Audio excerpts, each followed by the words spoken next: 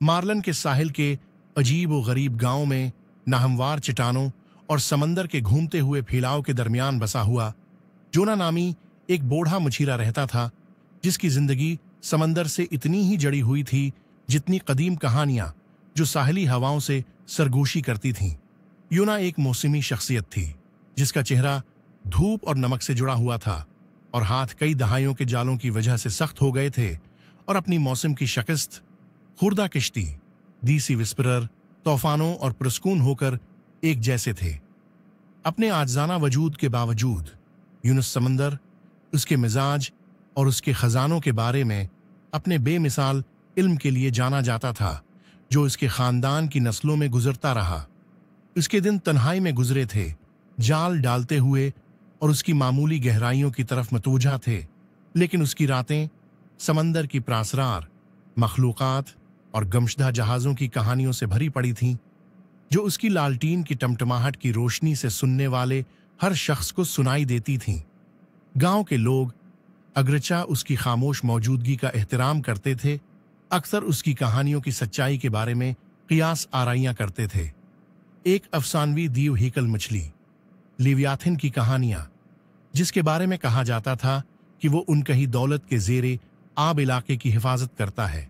जैसे जैसे साल गुजरते गए, मार्लिन को माशी मुश्किलात का सामना करना पड़ा, जिसमें गिरती हुई कीचज और गिरती हुई माहीगीरी की सुनात ने गांव की रोजी रोटी को खतरा बना दिया। यूना गांव की हालत जार से आगाह और फर्ज के एहसास से मुतासिर लिवीथन के वजूद को साबित करने या उसे गलत साबित करने के लिए एक हतमी जरातमंदाना सफर का आगाज करने का अज़्म किया, इस उम्मीद पर कि उसकी दरियाफत से गांव की खुशकिस्मती बहाल हो जाएगी। एक भारी दिल लेकिन अटल अज़्म के साथ उसने अपने खानदान के जरिए भेजे गए बुर्जों और कदीम नक्शों से रहनुमाई करते हुए वसिया गैर वाज़ेह पानियों में सफ़र किया। ये सफ़र खतरे से भरा हुआ था, प्रतिशद्दत तूफानों से लेकर जिसने उसकी कश्ती को फाड़ देने की धमकी दी थी, अजीब समंदरी मखलूकात से उनका सामना करना पड़ा जो उसके अज़्म का इम्तहान ले रहा था। फिर भी यूनाह ने जोर दिया। उसका अज़्म उस चट्टानों की तरह साबित कदम था जो खोआ पर खड़ी थी। अपने सफ़र की तीसरी चांदनी रात में उसने एक खौफनाक सुकून का सामना किया, जहां समंदर की सतह सितारों से भरे आसमान की एकासी कर रही थी और वहीं चांदी की चमक में लिविथन अभरा, एक जबरदस्त नाग की मखलूक जिसकी आंखें नीलम की तरह चमक रही थीं और तराजो जो एक दूसरी दुनिया की रोशनी से चमकता है। यूनाह की हैरत के लिए लिविथन ने हमला नहीं किया, बल्कि आहिस्ता जानबूझकर रक्स करते हुए अपनी कश्ती का चुक्कर लगाया। इस हकीकी लम्हे में यूनाह ने महसूस किया कि ये मखलूक कोई खतरा नहीं, बल्कि समंदर के राजों की मुहाफिज है। उसने देखा कि लिवीथन उसे पानी के अंदर एक गार की तरफ रहनुमाई करता है, जहां उसने कदीम समंदरी नमूने और मछलियों की कसरत दरियाफत की जो उसने कभी नहीं देखी थी।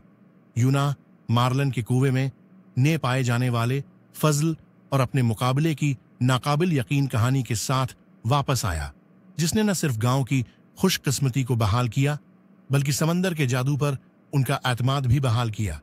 उसकी लिवीथन की कहानियां और गहराई के खजाने अफसानवी बन गए, और जब यूना ने एक आजिज मुचीरे के तौर पर अपनी जिंदगी जारी रखी, उसकी मीरास गांव वालों के दिलों में जिंदा रही। उसका आखिरी सफर और लिवीथन की दरियाफत इंसानियत और कुदरती दुनिया के असरार के दरमियान पायदार रब्त की अलामत है, इस बात की तस्दीक करते हुए कि बाज़ औक़ात अजीम तरीन महमजुई और सबसे गहरी सच्चाइयाँ उफ़्क़ से बिल्कुल परे होती हैं। इन लोगों के दरियाफत होने का इंतज़ार करते हैं जो तलाश करने के लिए काफ़ी बहादुर होते हैं।